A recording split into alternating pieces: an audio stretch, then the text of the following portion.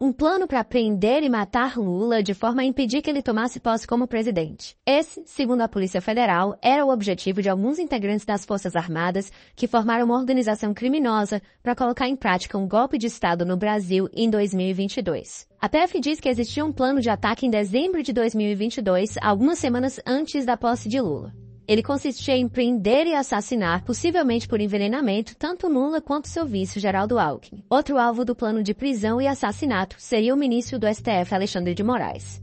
Alguém de sã consciência, conhecendo como funciona a hierarquia militar e a cadeia de comando entre essa gente, que tudo isso pudesse estar acontecendo no país sem o conhecimento do funcionário, se ele era a pessoa que estava diretamente participando do ajuste da própria minuta do golpe, né? Na realidade, o Bolsonaro é covarde, né? Essa é a verdade. Se não fosse covarde, já tinha assumido a responsabilidade dele.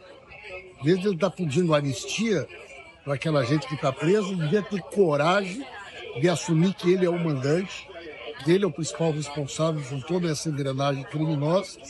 E na medida que ele assumisse, inclusive, talvez parte desses que foram manipulados por ele até pudessem ter uma outra tratamento por parte da justiça.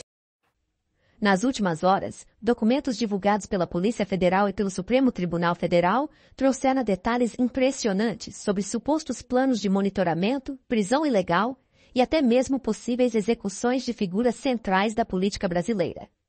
Intitulados Copa 2022 e Punhal Verde e Amarelo, os planos teriam como alvos Alexandre de Moraes, ministro do STF e então presidente do Tribunal Superior Eleitoral, Luiz Inácio Lula da Silva, e Geraldo Alckmin, vice-presidente eleito.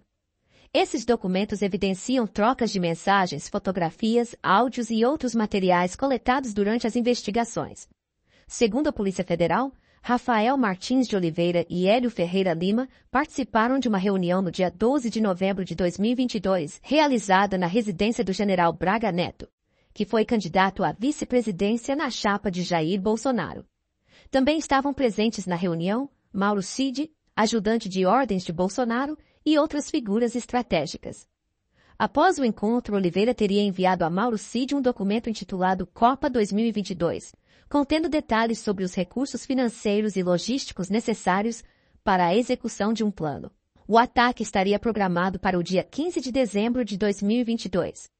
Curiosamente, outro documento, encontrado nos arquivos de Mário Fernandes, previa a criação de um gabinete institucional de gestão da crise, liderado por figuras militares como o general Augusto Heleno e o próprio Braga Neto, a partir de 16 de dezembro.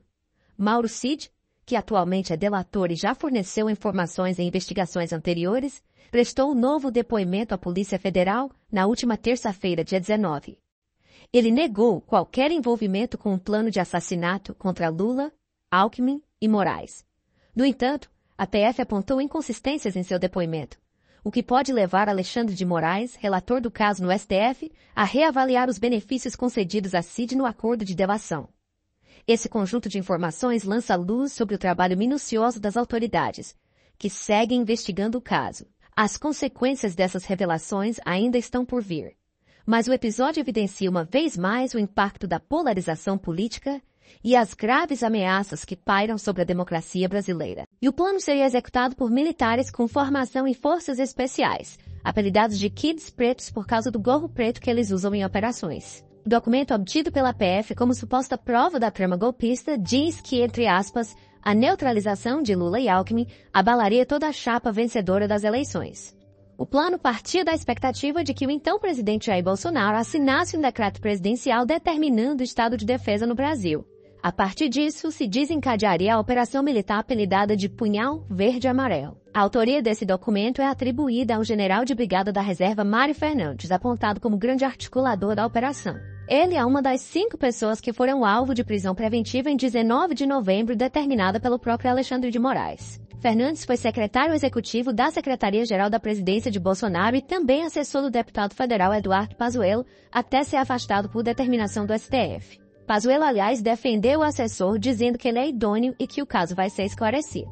As informações que embasaram os pedidos de prisão e o ofício da PF foram obtidas principalmente no celular de Mauro Cid, tenente-coronel e ex-ajudante de ordens de Jair Bolsonaro, que fez acordo de delação premiada com a PF. A PF lista conversas de Cid com Marcelo Câmara, coronel do Exército e também ex-assessor de Bolsonaro, que já tinha sido preso temporariamente nas investigações dos atos antidemocráticos. E aqui um adendo, a defesa diz que ele foi indevidamente incluído nessas investigações. Mas segundo a PF, Cid e Câmara falaram detalhadamente a respeito do monitoramento dos passos de Alexandre de Moraes, com o objetivo de prendê-lo ilicitamente no dia 15 de dezembro de 2022. Um dos participantes da operação teria tentado seguir Moraes em Brasília de táxi, mas não conseguiu executar o plano.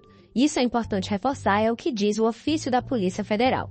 Num grupo de conversas de codinome Copa 2022, no app de mensagem Signal, ao menos 6 pessoas planejavam o que a PF chama de ação operacional militar planejada com muita antecedência, de natureza clandestina e finalidade absolutamente antidemocrática. Eles teriam avaliado diferentes possibilidades de alvejar Lula e as demais autoridades, desde veneno químico até explosivos. E a execução da operação de golpe de Estado envolveria desde armas simples, como pistolas, até armamento de guerra do Exército, como lança-granadas.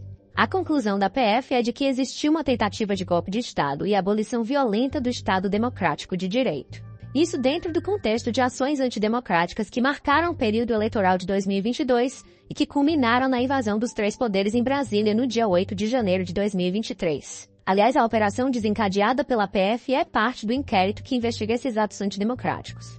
A Polícia Federal diz que o grupo envolvido nesse plano começou a monitorar os passos de Alexandre de Moraes e de outras autoridades depois de uma reunião na casa do general Walter Braga Neto em novembro daquele ano.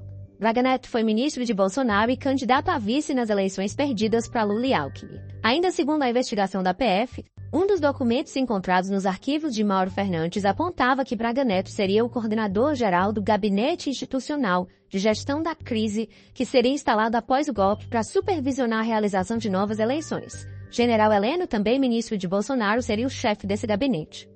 Conforme a investigação da PF, Mário Fernandes teria dito em conversa com Mauro Cid que teria encontrado pessoalmente Bolsonaro em 8 de dezembro, revelando, abre aspas, sua preocupação para a realização da ação com brevidade, sob risco de frustração do planejado golpe, dizendo já ter orientado, abre aspas, tanto o pessoal do agro quanto os caminhoneiros. No dia seguinte, 9 de dezembro, Mário Fernandes teria enviado um áudio a Mauro Cid comemorando o fato de que Bolsonaro teria aceitado, entre aspas, nosso assessoramento. E por que o suposto plano não foi levado adiante? Isso ainda não está claro. Os documentos divulgados pela PF ressaltam apenas que na noite do dia 15 de dezembro, um dos usuários do grupo do Signal deu ordem para abortar a ação. A decisão de Alexandre de Moraes, que amparou a operação da PF, foi chamada de repugnante e antidemocrática por Flávio Bolsonaro, senador e filho do ex-presidente. O senador afirmou que pensar em matar alguém por si só não é crime e minimizou a possibilidade de que esse grupo de 5 pessoas presas seria capaz de executar um golpe. Nossa reportagem procurou o ex-presidente Jair Bolsonaro, que até o momento não se manifestou. O Exército disse que não se manifesta sobre processos em curso conduzidos por outros órgãos. Se gostou deste vídeo, deixa seu like, inscreva-se no canal e compartilhe.